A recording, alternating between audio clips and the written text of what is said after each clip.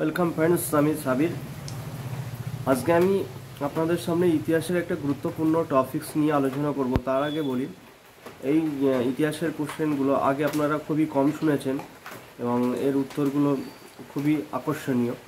তার আগে বলি, এই ইতিহাসের কোশ্চেনগুলো সামনে যারা স্কুল সার্ভিস কমিশন দেবেন, কলকাতা পুলিশের পরীক্ষা দেবেন, বেঙ্গল পুলিশের পরীক্ষা দেবেন এবং সর্বোপরি পিএসসি থেকে শুরু করে WBCS বিভিন্ন লেভেলের পরীক্ষা এই কোশ্চেনগুলো আসার সম্ভাবনা থাকে।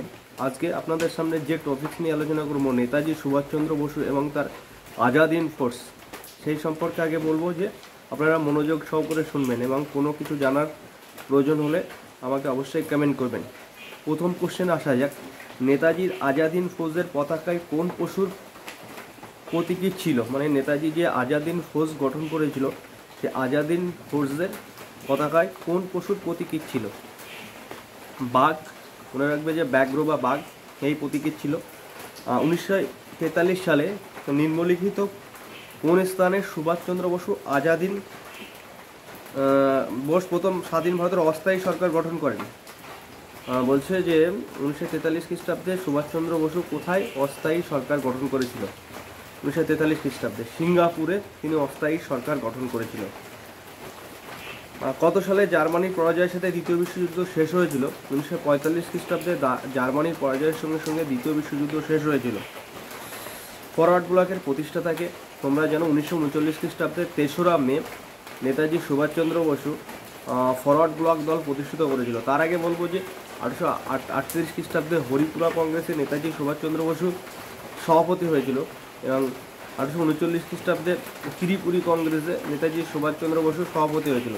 তাহলে দেখা যাচ্ছে যে Netaji Subhas Chandra Bose the great national hero আমাদের দুবার সভাপতি হয়েছিল, একবার ত্রিপুরা অধিবেশনে এবং আরেকবার হরিপুরা অধিবেশনে। মনে রাখা প্রয়োজন যে হরিপুরা অধিবেশনে আর ত্রিপুরা অধিবেশনে গান্ধীজির মনোনীত প্রার্থী পট্টভাই সীতারামাইকে 203 ভোটে তিনি পরাজিত করেছিলেন। যাই হোক, পরে কোশ্চেন আসবো যে আইএনএর বিখ্যাত মামলা দিল্লির লালকেল্লায় কত সালে তোলা হয়েছিল? আইএনএর একটা মামলা ছিল, সেই মামলা দিল্লির লালকেল্লায় কত সালে তোলা হয়েছিল? 1945 খ্রিস্টাব্দে এটা তোলা হয়েছিল, স্বাধীনতার ঠিক 2 বছর আগে। অস্থায়ী আজাদ হিন্দ সরকার কোথায় গড়ে ওঠে? সিঙ্গাপুরে। এর আগে বলেছি আজাদ হিন্দ সরকার কোথায় গড়ে উঠেছিল? সিঙ্গাপুরে। মনে রাখবে যে 1943 খ্রিস্টাব্দে 21শে অক্টোবর নেতাজি সুভাষচন্দ্র বসু আজাদ হিন্দ সরকারের দায়িত্ব গ্রহণ করেছিল। 1943 খ্রিস্টাব্দের 21শে অক্টোবর নেতাজি সুভাষচন্দ্র বসু আজাদ হিন্দ সরকারের দায়িত্বভার গ্রহণ করেছিল। আজাদ হিন্দ ফৌজের ব্রিগেডের 4টে নামকরণ কী কী ছিল? এটা হচ্ছে গান্ধীজি, আজাদ, নেহরু ও সুভাষ ব্রিগেড, এই 4টে নাম ছিল। গান্ধীজি, আজাদ, নেহরু ও সুভাষ ব্রিগেড। WBCS 2019 সালে কিন্তু এই কোশ্চেনটা পড়েছিল। আমি যে কোশ্চেনগুলো নিয়ে আলোচনা করছি সারা অল ওভার ইন্ডিয়াতে বিভিন্ন সালে বিভিন্ন সময় এই চাকরির পরীক্ষায় কিন্তু এই কোশ্চেনগুলো পড়েছে। পরের কোশ্চেন আসছি, যুক্ত ভারতের প্রথম অস্থায়ী সরকার সুভাষচন্দ্র বসু উদ্ভাবন করেছিলেন কোথায়? সিঙ্গাপুরে তিনি প্রথম অস্থায়ী সরকার স্থাপন করেছিল। সুভাষচন্দ্র বোস কংগ্রেসের কোন অধিবেশনের সভাপতি নির্বাচিত হন? 1938 খ্রিস্টাব্দে। এটা পিএসসি মিসেলিনিয়াস পরীক্ষা 2019-এ পড়েছে। 1938 খ্রিস্টাব্দে হরিপুরা কংগ্রেসের জাতীয় কংগ্রেসের হরিপুরা অধিবেশনে তিনি হচ্ছে তোমার সুভাষচন্দ্র বসুর তোমার সভাপতি হিসেবে নির্বাচিত হয়েছিল। ব্রিটিশ শাসনের শৃঙ্খল থেকে ভারত মুক্ত করার জন্য কোন স্বাধীনতা সংগ্রামী আজাদ হিন্দ ফৌজ প্রতিষ্ঠাতা করেন? সুভাষচন্দ্র বসু। মনে রাখবে, সুভাষচন্দ্র বসু গঠিত দলটির নাম কি? মনে রাখবে 1939 খ্রিস্টাব্দে, এর আগেও বলেছি যে সুভাষচন্দ্র বসু ফরওয়ার্ড ব্লক নামে একটি দল গঠন করেছিলেন। সুভাষচন্দ্র বসু কবে ভারতের জাতীয় সৈন্যদের প্রধান হয়েছিলেন? 1943 খ্রিস্টাব্দে ভারতের জাতীয় সৈন্যের প্রধান হয়েছিলেন সুভাষচন্দ্র বসু। আজকের আলোচনার সবটাই থাকবে Subhas Chandra Bose, the great national hero. 1882 খ্রিস্টাব্দে থাইল্যান্ডের ব্যাংকক শহরে রাসবিহারী বসুর সভাপতি ইন্ডিয়ান ইন্ডিপেন্ডেন্ট লীগ গঠন করেছিলেন সুভাষচন্দ্র বসু। কোন সালে সুভাষচন্দ্র বসু প্রেসিডেন্ট নির্বাচিত হয়েছিল? 1938 সালে। এটা হচ্ছে পিএসসি মিসেলিনিয়াস 2018-এ পড়েছে। আজাদ হিন্দ ফৌজ কোন সালে গঠিত হয়েছিল? 1941 খ্রিস্টাব্দে আজাদ হিন্দ ফৌজ গঠিত হয়েছিল। 1941 খ্রিস্টাব্দে 1 সেপ্টেম্বর 25,000 সৈন্যবাহিনী নিয়ে আজাদ হিন্দ ফৌজ গঠিত হয়েছিল। মনে রাখবে, আজাদ হিন্দ ফৌজের প্রতিষ্ঠাতাকে এই কোশ্চেন নিয়ে অনেকের মধ্যে কনফিউজ থাকে যে আজাদ হিন্দ ফৌজ গঠন করেছিল কে। বা আজাদিন সরকার কে গঠন করেছিল? আজাদিন ফৌজ যখন বলবে তখন মনে রাখবে যে রাসবিহারী বসু আজাদিন ফৌজ গঠন করেছিল, কিন্তু পরবর্তী সময়ে নেতাজি সুভাষচন্দ্রের হাতে দায়িত্ব তুলে দেওয়া হয়েছিল। ভারতের সংগ্রামে এই আত্মজীবনী কে লেখেন? একটা দুরন্ত একটা আত্মজীবনী, ভারতের সংগ্রাম। মনে রাখবে সুভাষচন্দ্র বসু ভারতের সংগ্রাম বইটি লিখেছিল। তারপরে আসি যে 1928 খ্রিস্টাব্দে প্রতিষ্ঠিত ইন্ডিপেন্ডেন্ট ফর ইন্ডিয়ান লীগের সভাপতিত্ব কে ছিলেন? জওহরলাল নেহরু এটা ছিলেন। স্বাধীনতা আন্দোলনের চলাকালে সুভাষচন্দ্র বসু কোন পুনর্গঠন করেন ভারতের স্বাধীনতার সৈন্যবাহিনীকে পুনর্গঠন করেছিল। আন্দামান নিকোবর দ্বীপপুঞ্জে 1944 খ্রিস্টাব্দে অস্থায়ী আজাদিন সরকারের অধীনে প্রথম ভারতীয় স্বাধীনতাপ্রাপ্ত ভূখণ্ড পুনঃনাম করেন কি? মানে আন্দামান নিকোবর দ্বীপপুঞ্জে যে নতুন নামকরণ করা হয়েছিল সেটা হচ্ছে শহীদ ও স্বরাজ দ্বীপ, এটা মনে রাখবে। কবে সুভাষচন্দ্র বসুর মহানিষ্ক্রম ঘটে? অ্যাকচুয়ালি মহাবিনিষ্ক্রম কি, সেই আমরা গৌতম বুদ্ধের বা মহাবীরের সময় পড়েছি। মহাবিনিষ্ক্রম মধ্যে বাড়ি থেকে গৃহত্যাগকে কী বলা হয়? মহাবিনিষ্ক্রম। 1941 খ্রিস্টাব্দে আর সুভাষচন্দ্র বসুর বাড়ি থেকে মহানিষ্ক্রম ঘটে। ইস্ট ইন্ডিয়া কোম্পানির শাসনের শেষে 1757 থেকে 58 খ্রিস্টাব্দে তোমার ভারতের আন্দোলনে অথবা ভারতের স্বাধীনতা শব্দটি অন্তর্ভুক্ত করা হয়েছিল। পরে কোশ্চেনে আসবো, কবে আজাদিন ফৌজ গঠিত হয়? 1 সেপ্টেম্বর 1942 খ্রিস্টাব্দে। দেখবে বারবার এক কোশ্চেন রিপোর্ট হচ্ছে, কেন বিভিন্ন সালে পড়েছে তো এই জন্য। এটা WBCS প্রিলিম 2025 সালে পড়েছিল, এই 2015 সালে পড়েছিল সরি। ভারতের জাতীয় বাহিনী আইনের প্রতিষ্ঠাতাকে ক্যাপ্টেন মোহন সিং। এটা মনে রাখবেন যে ভারতের জাতীয় বাহিনী আইএনের প্রতিষ্ঠাতাকে ক্যাপ্টেন মোহন সিং, কিন্তু নেতাজি সুভাষচন্দ্র বসু না বা রাসবিহারী বসু না। আইএনের প্রতিষ্ঠাতা যখন বলবে তখন বলবেন ক্যাপ্টেন মোহন সিং। ত্রিপুরা অধিবেশনে গান্ধীজি কাকে পরাজিত করেছিল? ত্রিপুরা অধিবেশনে ত্রিপুরা অধিবেশনে গান্ধীজির মনোনীত প্রার্থী কে পরাজিত করেছিল? সুভাষচন্দ্র বসু। সেই পরাজিত প্রার্থী কে ছিল? কোটিবাই সীতারামিয়া। কত ভোটে পরাজিত করেছিল? 203 ভোটে গান্ধীজির মনোনীত প্রার্থী কোটিবাই সীতারামিয়াকে পরাজিত করেছিল।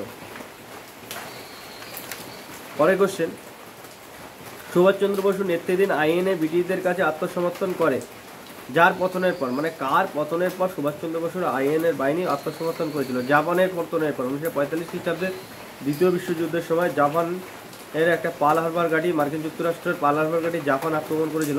তার পাল্টা আক্রমণ করেছিল মার্কিন যুক্তরাষ্ট্র জাপানের উপর পারমাণবিক বোমা ফেলেছিল 1945 খ্রিস্টাব্দে 6ই আগস্ট এবং 9ই আগস্ট, যেটাকে বলা হয় হিরোশিমা ডে, আর 9ই আগস্টকে বলা হয় নাগাসাকি ডে। যার পরিপ্রেক্ষিতে 1945 খ্রিস্টাব্দে এই আইএনএ বাহিনী যেটা ছিল সেই বাহিনী কিন্তু আত্মসমর্পণ করেছিল।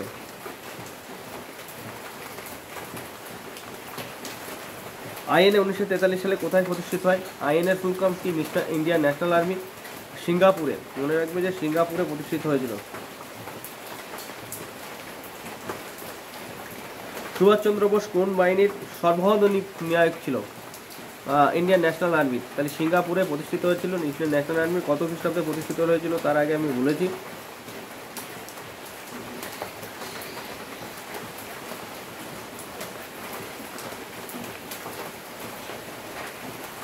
পরের কোশ্চেন আসবে, 1943 সালে ইন্ডিয়ান ন্যাশনাল আর্মি আত্মপ্রকাশ করেন কোথায়? সিঙ্গাপুরে।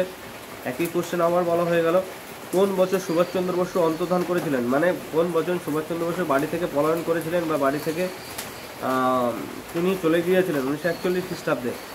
আজাদিন ফৌজ কোথায় অবস্থিত হয়েছিল? সিঙ্গাপুরে। এটা আবার বলছি কেন, এটা আবার WBCS 2017 পড়েছে। ফরওয়ার্ড ব্লক কে প্রতিষ্ঠিত করেছিল? এর আগেও বলেছি ফরওয়ার্ড ব্লক কে প্রতিষ্ঠিত করেছিল? নেতাজি সুভাষচন্দ্র বসু। যাই হোক, এখানে এক কোশ্চেন কিন্তু অনেকবার আসছে, কেন বিভিন্ন চাকরির পরীক্ষায় পড়েছে একের পর এক, এই জন্য বারবার কিন্তু একই কোশ্চেন এখানে আসছে আর কি। পরে কোশ্চেনে যাব, 1941 খ্রিস্টাব্দে সিঙ্গাপুরে ভারতের জাতীয় বাহিনী আইএনএ কে স্থাপন করেছিলেন? ক্যাপ্টেন মোহন সিং জাতীয় বাহিনী স্থাপন করেছিল। কে ডাক দিয়েছিল দিল্লি চলো, দিল্লির পথ স্বাধীনতার পথ? নেতাজি সুভাষচন্দ্র বসু।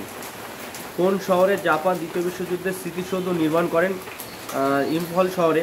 সুভাষচন্দ্র বোস কত সালে আজাদিন সরকার প্রতিষ্ঠিত করেন? 21 অক্টোবর 1943 খ্রিস্টাব্দে সুভাষচন্দ্র বোস আজাদিন সরকার প্রতিষ্ঠিত করেন। স্বাধীনতা আন্দোলনের সময় কে নির্বাচিত হয়ে ইন্ডিয়ান ন্যাশনাল কংগ্রেস সভাপতি পদ থেকে ইস্তফা দেন? সুভাষচন্দ্র বসু 1938 এবং 1939 খ্রিস্টাব্দে দুবার সুভাষচন্দ্র বসু জাতীয় কংগ্রেসের সভাপতি নির্বাচিত হয়েছিলেন। সুভাষচন্দ্রের জন্ম কোথায়? উড়িষ্যার কটক শহরে সুভাষচন্দ্র বসু জন্মগ্রহণ করেন। সুভাষচন্দ্র বসু কোন দেশে আজাদিন রেডিও চালু করেছিল? জার্মানিতে কিন্তু আজাদিন রেডিও চালু করেছিল। দ্য ইন্ডিয়ান স্ট্রাগল 1920 থেকে 1934 বইটি লেখক কি? সুভাষচন্দ্র বসু। ইন্ডিয়ান স্ট্রাগল 1920 থেকে 1934 বইটি লেখক। জালিয়ানওয়ালাবাগ হত্যাকাণ্ডের তদন্ত করার জন্য ব্রিটিশ সরকার নির্ভের কোন কমিশনকে নিযুক্ত করেছিলেন? হান্টার কমিশনকে নিযুক্ত করেছিলেন। নির্ভের কোন স্লোগানটি সুভাষচন্দ্র বসুকে আরোপিত করা হয়? জয় হিন্দ। ঝাঁসি রানী সৈন্যদলের মহিলা বাহিনী কে ছিলেন? লক্ষ্মী সেহগাল ছিল ঝাঁসি রানী। যে ঝাঁসি ব্রিগেড ছিল সেই ব্রিগেডের প্রধান আর কি। 1939 খ্রিস্টাব্দে সুভাষচন্দ্র বসুর পদত্যাগের পর জাতীয় কংগ্রেসের সভাপতি কে নির্বাচিত হয়েছিলেন? রাজেন্দ্র প্রসাদ। মনে রাখবে, বাবু রাজেন্দ্র প্রসাদ কিন্তু নির্বাচিত হয়েছিল। ফরওয়ার্ড ব্লক এর আগেও বলেছি 1939 খ্রিস্টাব্দে নেতাজি সুভাষচন্দ্র বসু তেসরা নামে প্রতিষ্ঠিত করেছিলেন। সুভাষচন্দ্র বসু কবে গৃহত্যাগ করেছিলেন? 1941 খ্রিস্টাব্দের 17 জানুয়ারি। সুভাষচন্দ্র বসু কাজ ছদ্মনামে গৃহত্যাগ করেছিলেন? এটা মনে রাখো যে সুভাষচন্দ্র বসু জিয়াউদ্দিন মৌলভীর ছদ্মনামে গৃহত্যাগ করেছিলেন। অ্যাকচুয়ালি জিয়াউদ্দিন মৌলভীর বাড়ি ছিল উত্তরপ্রদেশে, তার ছদ্মনামে তিনি গৃহত্যাগ করেছিলেন। সুভাষচন্দ্র বসু গৃহত্যাগের সময় তার সঙ্গী কে ছিল? তার ভাইপো শিশির কুমার বসু। মনে রাখবে। সুভাষচন্দ্র বসু কাবুলে কার বাড়িতে আশ্রয় নিয়েছিলেন? উত্তমচাঁদ মালহোত্রার বাড়িতে কাবুলে আশ্রয় নিয়েছিলেন। সুভাষচন্দ্র বসু কোন ছদ্মনামে রাশিয়া যাত্রা করেন? এটা হচ্ছে আলনাডো মাস্তোটভ। সুভাষচন্দ্র বসু কোন দূতাবাসের যোগাশেষ রাশিয়ার উদ্দেশ্যে পাড়ি দেন? ইতালি। পূর্ব এশিয়ার স্বাধীনতা সংগ্রামের জনক কাকে বলা হয়? রাসবিহারী বসুকে। তৃতীয় বিশ্বযুদ্ধ চলাকালীন সুভাষচন্দ্র বসু জার্মানি থেকে জাপানের সাবমেরিন পৌঁছানোর সাহায্যে পৌঁছান। তার কতদিন সময় লেগেছিল? 97 দিন সময় লেগেছিল। সুভাষচন্দ্র জার্মানি থেকে ডুবোজাহাজ করে জাপান যাত্রা সুভাষের সঙ্গী কে ছিল? আবিদ হাসান। এটা মনে রাখবে যে জার্মানি থেকে ডুবোজাহাজ করে জাপানে যাত্রার সময় কে সঙ্গী ছিল? আবিদ হাসান। ইন্ডিয়ান ইন্ডিপেন্ডেন্ট লীগ কোথায় প্রতিষ্ঠিত হয়? ব্যাংককে প্রতিষ্ঠিত হয়েছিল। আজাদিন ফৌজ কত সৈন্য ছিল? 25,000-এর মতো সৈন্য ছিল। আজাদিন বাহিনীর কয়টি ব্রিগেড ছিল? 6টি ব্রিগেড। ঝাঁসি ব্রিগেড, তারপরে তোমার নেহেরু ব্রিগেড, মহাত্মা ব্রিগেড, বিভিন্ন ব্রিগেড ছিল। আজাদিন বাহিনীর ঝাঁসি ব্রিগেডের দায়িত্ব কে ছিলেন? ঝাঁসি রানী লক্ষ্মী স্বামীনাথন ছিলেন। আজাদিন বাহিনীর সেনাপতি কে ছিলেন? শাহনাজ খান ছিলেন আজাদিন বাহিনীর সেনাপতি। রাসবিহারী বসু সুভাষচন্দ্র বসু আজাদিন সরকার সকল দায়িত্ব অর্পণ করেছিলেন কোথায়? সিঙ্গাপুরে করেছিলেন। কবে সুভাষচন্দ্র বসু রাসবিহারী বসুর হাত থেকে দায়িত্ব নিয়েছিলেন আর কি? 25 আগস্ট 1943 খ্রিস্টাব্দে। আজাদিন সরকার কবে গঠিত হয়? 21 অক্টোবর 1943 খ্রিস্টাব্দে। আজাদিন বাহিনীর প্রতীক কী ছিল?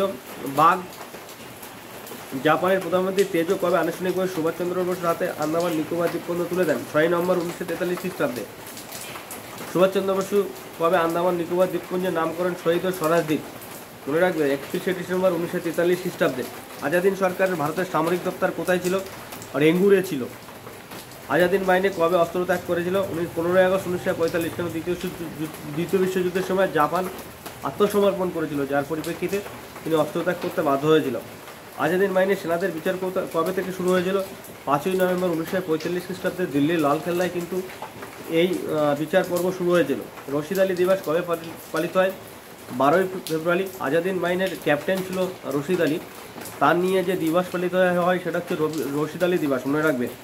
সুভাষচন্দ্র বসু কবে জন্মগ্রহণ করেন? 1897 খ্রিস্টাব্দে উড়িষ্যার কটক শহরে জন্মগ্রহণ করেন। সুভাষচন্দ্র বসুর দেশপ্রেম ও জাতীয়তাবাদ কে সঞ্চয় করেছিল? চিত্তরঞ্জন দাস। সুভাষচন্দ্র বসু কবে সর্বভারতীয় রাজনীতিতে যোগদান করেন? 1921 খ্রিস্টাব্দে সর্বভারতীয় রাজনীতিতে তিনি যোগদান করেন। কোন আন্দোলনে যোগদান করে সুভাষচন্দ্র প্রথম কারাবাস বরণ করেন? অসহযোগ আন্দোলন। মনে রাখবে, অসহযোগ আন্দোলনের প্রথমে তিনি জেল খেটেছিলেন।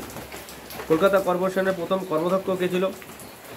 সুভাষচন্দ্র বসু। তিনি কলকাতা কর্পোরেশনের মেয়রও হয়েছিলেন। কিন্তু কংগ্রেসের কোন অধিবেশনে সুভাষচন্দ্র বসুর প্রথম সভাপতি নির্বাচিত হয়? 1938 খ্রিস্টাব্দে হরিপুর অধিবেশনে কংগ্রেসের প্রথম সভাপতি নির্বাচিত হয়। মনে রাখবে যে ত্রিপুরা অধিবেশনটা কোথায়? মধ্যপ্রদেশ, আর হরিপুর হচ্ছে গুজরাট। হরিপুরা কোথায় অবস্থিত? গুজরাটে অবস্থিত। এবং ত্রিপুরা কোথায় অবস্থিত? মধ্যপ্রদেশ। আমরা প্রায় বলি 1938 খ্রিস্টাব্দে হরিপুর অধিবেশন কোথায় তাহলে মধ্যপ্রদেশ।